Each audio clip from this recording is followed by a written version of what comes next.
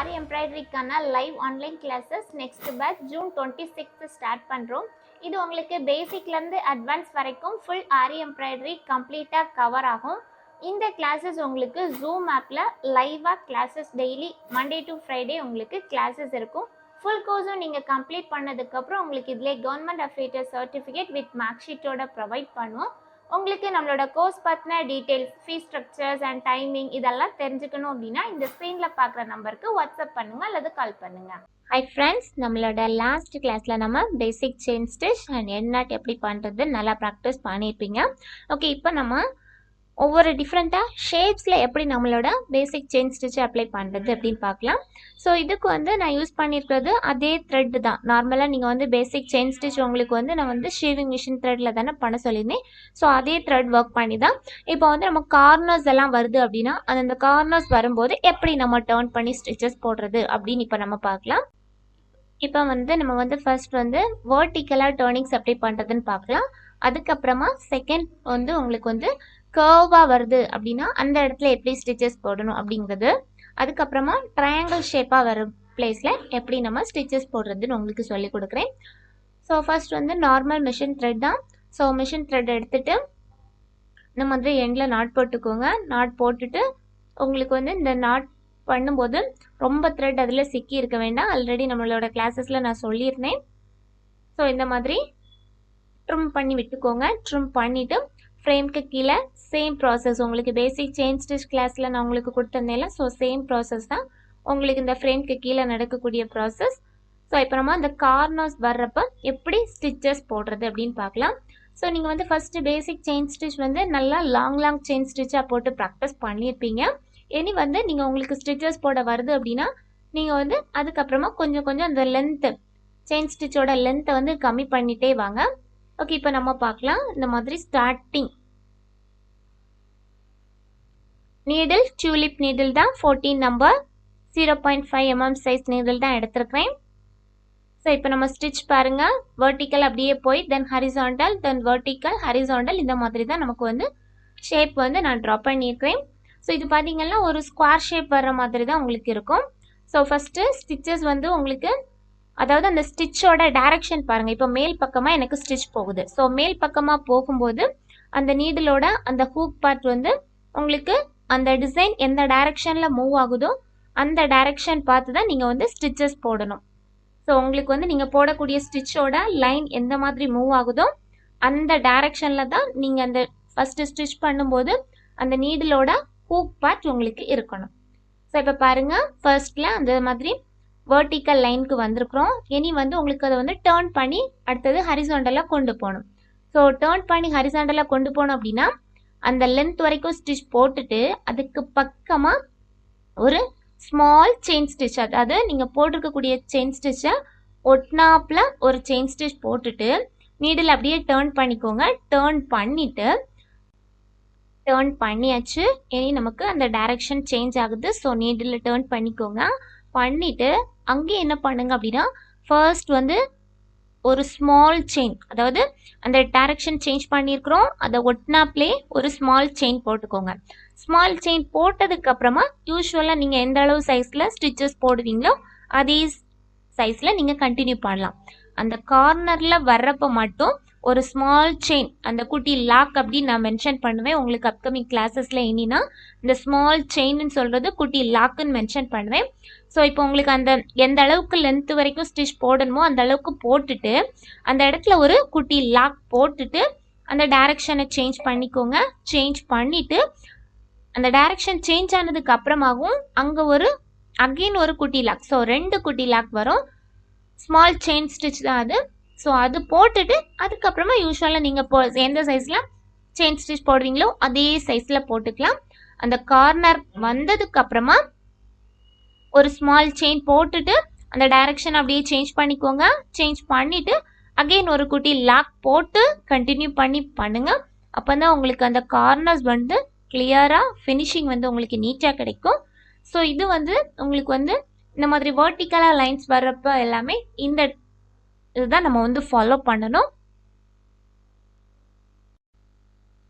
இது பாருங்க, நம்ம வந்து டைரக்ஷன் வந்து உங்களுக்கு எந்த டைரக்ஷனில் உங்களுக்கு அந்த டிசைன் போகுது, இப்போ வந்து அந்த லைன் வந்து எந்த டைரக்ஷனில் போகுதோ நீங்கள் வந்து அந்த டைரக்ஷனில் ஸ்டிச் போடும்போது நான் ஆல்ரெடி சொல்லியிருந்தேன் உங்களுக்கு வந்து அந்த நீடில் வந்து ஃபர்ஸ்ட் வந்து நம்ம வந்து பஞ்ச் பண்ணும்போது அந்த ஹூக் வந்து அந்த டைரக்ஷன் எந்த டைரக்ஷனில் போகுதோ அதே டைரக்ஷன்லேயே நீங்கள் வந்து ஃபர்ஸ்ட் பஞ்ச் பண்ணி ஸ்டிச்சஸ் போடணும்னு சொல்லியிருந்தேன். அப்படியே நீங்கள் பண்ணலாம். அப்படி இல்லை அப்படின்னா இந்த மாதிரி உங்களோட கை வந்து எந்த டைரக்ஷன்லலாம் உங்களுக்கு ஸ்டிச்சஸ் போடுறதுக்கு மூவ் ஆகுதோ அந்த மாதிரி கூட நீங்கள் ப்ராக்டிஸ் பண்ணலாம். ஸோ சில பேர் என்ன பண்ணுறாங்க அப்படின்னா நார்மலாக ஸ்டாண்ட் யூஸ் பண்ணாமல் கையில் ஃப்ரேம் வச்சு பண்ணுறவங்க என்ன பண்ணுவாங்கன்னா ஏதாச்சும் ஒரு டைரக்ஷனில் டாப் டு பாட்டம் வந்து செயின் ஸ்டிச் ப்ராக்டிஸ் பண்ணுறாங்க. ஸோ உங்களுக்கு வந்து அது ப்ராக்டிஸ் ஆயிடுச்சு அப்படின்னா நீங்கள் அதை கூட ஃபாலோ பண்ணிக்கலாம். ஸோ உங்களோட கையை வந்து எந்தெந்த டைரக்ஷனில் உங்களுக்கு ஸ்டிச்சஸ் போடணுமோ அந்தந்த டைரக்ஷனில் நீங்கள் அதுக்கேற்ற மாதிரி உங்களோட கையை வந்து பொசிஷன் வந்து சேஞ்ச் பண்ணி அந்த டைரக்ஷனுக்கு ஏற்ற மாதிரி கூட நீங்கள் ஸ்டிச்சஸ் போட்டுக்கலாம். அப்படி இல்லை அப்படின்னா இப்போ நீங்கள் வந்து ஸ்டாண்ட் வச்சு நீங்கள் ஒர்க் பண்ணுறதா இருந்துச்சுன்னா ஸ்டாண்டில் வந்து நீங்கள் வந்து சும்மா டேர்ன் பண்ணியெல்லாம் ஸ்டாண்டை வந்து மூவ் பண்ணக்கூடாது. ஸ்டாண்ட் வந்து நீங்கள் எந்த டைரக்ஷனில் வச்சுருக்கீங்களோ அதே டைரக்ஷனில் வச்சுட்டு நம்ம வந்து ஸ்டிச்சஸ் போடுவோம். ஸோ அப்போ என்ன பண்ணணும் அப்படின்னா அந்த டிசைன் எந்த டைரக்ஷன்ஸில் உங்களுக்கு மூவ் ஆகுதோ அதே டைரக்ஷனில் தான் உங்களுக்கு என்ன ஆகணும்னா உங்களோட ஹேண்டும் வந்து ஃப்ரீயாக மூவ் ஆகணும். ஸோ அதனால அந்த நீடில் வந்து நம்ம பஞ்ச் பண்ணுறது அந்த டிசைன் எந்த டைரக்ஷனில் போகுதோ அதே டைரக்ஷன்லேயே நீங்கள் வந்து நீடில் வந்து பஞ்ச் பண்ணி ப்ராக்டிஸ் பண்ணுங்கள். அதுதான் உங்களுக்கு பெஸ்ட்டு. இப்போ பாருங்கள், இது வந்து ஃபுல்லாக நம்ம கம்ப்ளீட் பண்ணிட்டோம். எண்டில் வந்து நாட் போட்டு ஃபினிஷ் பண்ணிக்கோங்க. இனி அடுத்தது இந்த மாதிரி கர்வாக வருது, சர்க்கிள் ஷேப்லலாம் வருது அப்படின்னா உங்களுக்கு அப்போ எப்படி நீங்கள் ஸ்டிச்சஸ் போடுறது நான் உங்களுக்கு சொல்லி கொடுக்குறேன். இப்போ பாருங்கள், இப்போ நம்ம இந்த கர்வ் ஷேப்பில் போட போகிறோம். ஸோ நான் வந்து இப்போ எப்படி ப்ராக்டிஸ் பண்ணியிருக்கேன் அப்படின்னு நான் வந்து செயின் ஸ்டிச் போடுறது வந்து அந்த டிசைனுக்கு ஏற்ற மாதிரியும் போடுவேன், நம்மளோட கையை ரொட்டேட் பண்ணியும் நான் ஸ்டிச்சஸ் போடுவேன். உங்களுக்கு வந்து நீங்கள் எந்த மாதிரி ப்ராக்டிஸ் பண்ணுறீங்களோ அந்த செயின் ஸ்டிச் அப்படியே நீங்கள் ஃபாலோ பண்ணிக்கலாம். உங்களுக்கு வந்து அந்த டிசைனுக்கு ஏற்ற மாதிரி உங்களுக்கு வந்து ஸ்டிச் போடுறீங்க அப்படின்னா அப்படியும் பண்ணலாம். இல்லை நீங்கள் வந்து கை நம்மளோட ஸ்டிச்சஸ் போடுறதுக்கு ஏற்ற மாதிரி உங்களோட கையை வந்து டிசைனுக்கு ஏற்ற மாதிரி ரொட்டேட் பண்ணி கூட நீங்கள் ஸ்டிச்சஸ் போட்டுக்கலாம். ஸோ இந்த மாதிரி வளைவான பகுதிகளில் ஸ்டிச்சஸ் போடும்போது நீங்கள் பண்ணக்கூடிய செயின் ஸ்டிச்சோட சைஸ் வந்து எப்படி இருக்கணும் அப்படின்னா ரொம்பவே ஸ்மால் சைஸாக இருக்கணும். அதாவது இந்த செயின் ஸ்டிச்சோட சைஸ் வந்து ரொம்ப ஸ்மால் சைஸாக இருக்கணும். அப்போ தான் உங்களுக்கு அந்த ஷேப் வந்து கரெக்டாக ஆப்டாக உங்களுக்கு அந்த டிசைன் வந்து கரெக்டாக இருக்கும். இப்போ நம்ம லாங் செயினாக போடுறோம் அப்படின்னா உங்களுக்கு வந்து அந்த டைரக்ஷனுக்கு ஏற்ற மாதிரி ஸ்டிச்சஸ் போடுறப்ப உங்களுக்கு அந்த ஷேப் வந்து சரியாக வராது. அதனால தான் சொல்கிறது, போடக்கூடிய ஸ்டிச்சோட சைஸ் வந்து ரொம்ப ஸ்மால் சைஸாக இருக்கட்டும். உங்களுக்கு வந்து நல்லா ப்ராக்டிஸ் ஆகிறதுக்காக தான் நான் இந்த மாதிரி செயின் ஸ்டிச் வந்து உங்களுக்கு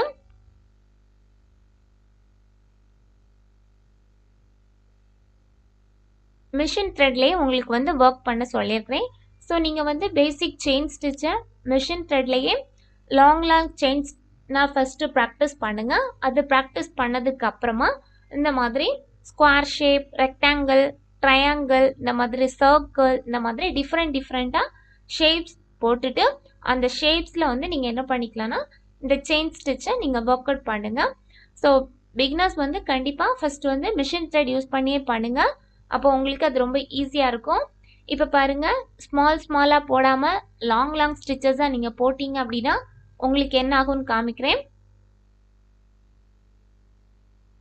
ஸோ இந்த மாதிரி நீங்கள் பண்ணுறீங்க அப்படின்னா உங்களுக்கு அந்த ஷேப் பாருங்கள், நம்ம ஆல்ரெடி போட்டதுக்கும் இப்போ அந்த லாங் செயினாக போடும்போது உங்களுக்கு அதோட ஷேப்பும், அதாவது அந்த ஷேப் வந்து சரியாக வராது. ஸோ அதனால தான் இந்த மாதிரி ஸ்மால் செயினாக போட சொல்கிறது. ஸோ இந்த மாதிரியே ப்ராக்டிஸ் பண்ணுங்கள். உங்களுக்கு வந்து முடிஞ்ச அளவு நீங்கள் வந்து உங்களோட டைரக்ஷனுக்கு ஏற்ற மாதிரி நீடிலோட அந்த ஹெட் பார்ட் மூவ் ஆகணும். ஸோ அந்த மாதிரியே ப்ராக்டிஸ் பண்ணுங்கள்.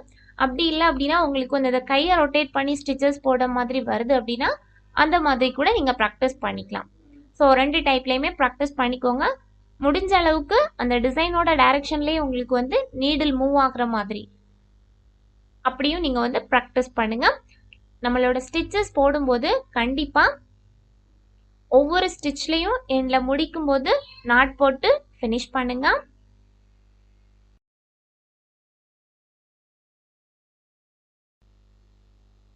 ஓகே, இனி அடுத்தது நம்ம இந்த ட்ரையாங்கிளில் பண்ண போகிறோம். ஸோ ட்ரையாங்கிளில் பண்ணுறது ஃபர்ஸ்ட் உங்களுக்கு நான் இந்த ஸ்கொயர் ஷேப் மாடலில் சொல்லி கொடுத்தேன்ல, ஸோ சேம் மெத்தட் தான் ட்ரையாங்கிளில் பண்ணுறது.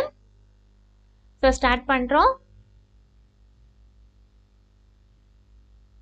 நார்மல் செயின் ஸ்டிச் தான். ஸோ ஸ்டார்ட் பண்ணுறோம் பாருங்கள்.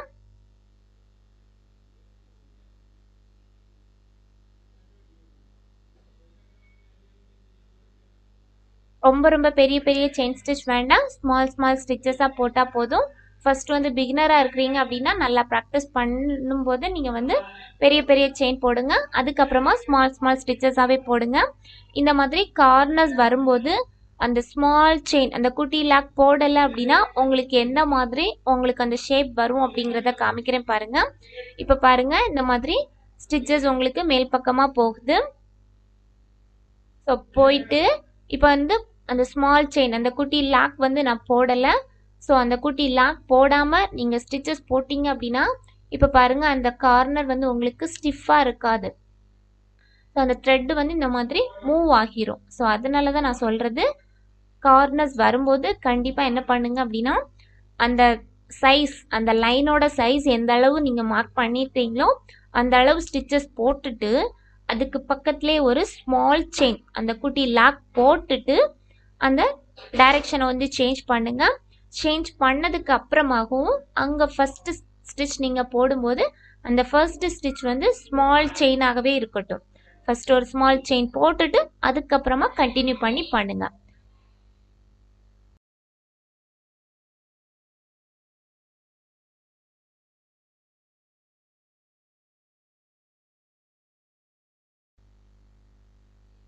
ஸோ இந்த மாதிரி டைரக்ஷன் சேஞ்ச் பண்ணுறப்ப அந்த குட்டி லாக் அந்த ஸ்மால் செயின் போடுறது ரொம்ப ரொம்ப முக்கியம். அப்போ தான் உங்களுக்கு வந்து ஸ்டிச்சஸ் வந்து போடும்போது உங்களுக்கு அந்த ஷேப்போட ஃபினிஷிங் வந்து பர்ஃபெக்டாக வரும். ஸோ அதனால் இந்த மாதிரி ஃபினிஷிங் நீட்டாக வர மாதிரியே ப்ராக்டிஸ் பண்ணுங்கள்.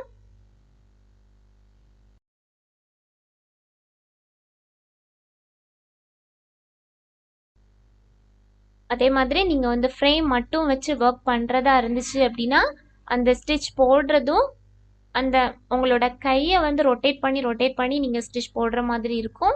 அப்படி இல்லை அப்படின்னா இப்போ பாருங்கள், நான் வந்து ஃப்ரேம் வச்சு பழகுனதுனால நான் மோஸ்ட்லி அந்த என்னோட கையை ரொட்டேட் பண்ணி ஸ்டிச்சஸ் போடுற மாதிரி நான் ஒர்க் பண்ணுவேன். ஸோ நீங்கள் வந்து இந்த மெத்தடில் ப்ராக்டிஸ் பண்ணீங்க அப்படின்னா இந்த மெத்தடில் ஃபாலோ பண்ணலாம். அப்படி இல்லைன்னா அந்த டைரக்ஷன் எப்படி உங்களுக்கு இப்போ டாப் டு பாட்டம் போகுது, தென் பாட்டம் டு டாப் அப்படின்னா நீங்கள் வந்து அந்த டைரக்ஷன் எந்த வேல மூவ் ஆகுதோ அந்த வேலையை நீங்கள் வந்து ப்ராக்டிஸ் பண்ணுங்கள். அப்போ தான் உங்களுக்கு ஆரி காட்லலாம் ஒர்க் பண்ணும்போது உங்களுக்கு ஈஸியாக இருக்கும். ஸோ அதனால் முடிஞ்ச அளவுக்கு இந்த மாதிரி கை நீங்கள் ஆனால் என்ன அப்படின்னா இதில் வந்து நம்ம எந்த ப்ரொசீஜரில் ஃபர்ஸ்ட் நம்ம வந்து ப்ராக்டிஸ் பண்ணுறோமோ அந்த ப்ரொசீஜர் தான் உங்களுக்கு லாஸ்ட் வரைக்கும் இருக்கும். ஸோ அதனால் முடிஞ்ச அளவுக்கு உங்களோட டிசைனுக்கு ஏற்ற மாதிரியே நீங்கள் வந்து ஸ்டிச்சஸ் போட பழகிக்கோங்க.